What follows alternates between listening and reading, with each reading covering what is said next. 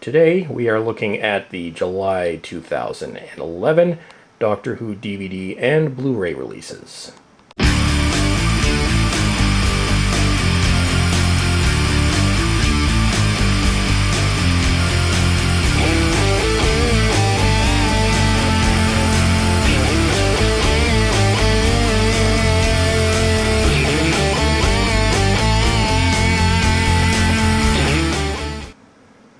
Okay, so we're going to start first with Doctor Who Series 6, Part 1. Now, this is the current season that's kind of halfway through.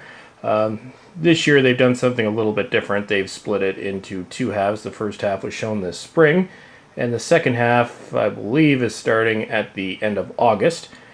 So what this contains is the first 6 episodes. So we'll just take a quick look here. Now, this is essentially just a vanilla... Oh, and we've got some alarm going on in the background, so I'm going to try and talk over it. Okay, so anyways, here on the back, so the only feature that you're actually going to see on this is Monster Files, the Silence, and the Gangsters. No confidential or anything like that. It really is just a basic stripped down, no special features added thing. But anyway, so what do we think of the season so far? I'm probably in the group of people that actually prefers this. I think I actually prefer Stephen Moffat's tenure to Russell T. Davies. Main reason is the show has been kind of brought back to its roots, and it's not quite as, I don't know, overblown, I guess maybe would be the word. Some people would say the previous few seasons jumped the shark a little bit too much. But I think what I like about this is they don't try to make it the biggest event ever, keep trying to outdo themselves in terms of shock value. They have brought the show back a little bit more to its original horror roots. I'd say I like 6 out of these 7 episodes. The Curse of the Black Spot was probably the only one that I don't really care that much for. It's probably my bottom 5 of the new series. But the other 6 are, well, I'd call fairly decent.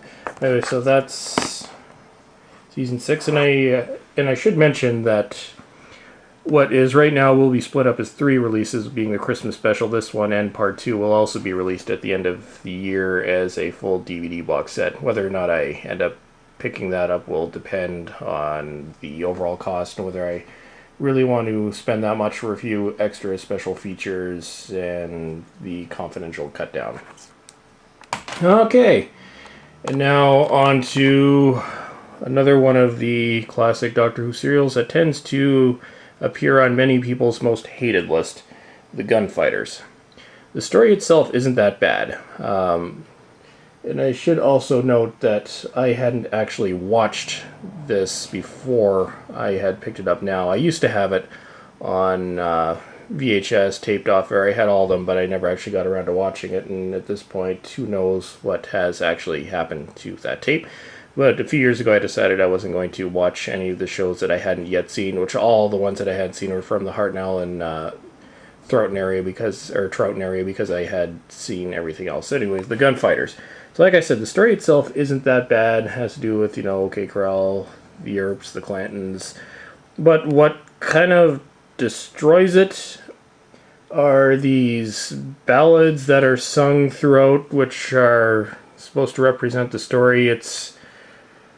I kind of cringed every time it came up, honestly, and I think that's probably why this story has ended up on a lot of most hated lists. It's probably one of the cheesiest moments, or whatever you want to call it, in Doctor Who's history. So yeah, take away the ballads. I don't know if maybe they could have released this with those removed. Who knows? It is a lot more watchable. This one has the usual impressive complement of special features. Very interesting one on this focuses on William Hartnell's final few years as the Doctor, especially as his health had been deteriorating, and really the turmoil that the show was in, especially in its 3rd season, which was his final full season. He departed 2 stories into the show's 4th series. series, season, whatever you want to call it. And it's got the usual Tomorrow Times. Well, actually, usual. It's something that within the past year or so has been popping up on DVD releases where they look at contemporary press footage of the show. So anyway, so that's The Gunfighters.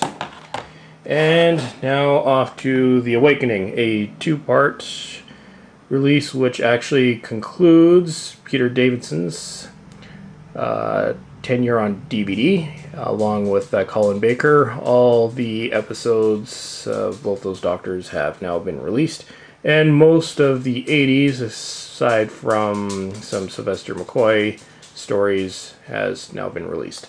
So basic, typical story.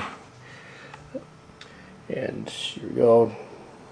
Got your special features, the making of, and the now and then feature, which has become prominent on a lot of those. Essentially, it has to do with things getting mixed up with the present in a war game or something like that. To be honest, I haven't actually watched this one yet. I've just seen the special features, and I haven't seen this one in at least 20 years, so my memory of this is a little bit foggy at the point of making this. But anyways, that is Doctor Who The Awakening. So another fun story, and so that's everything. Oh, there's Lexi. She wants to go outside. So everyone, have yourselves a great day.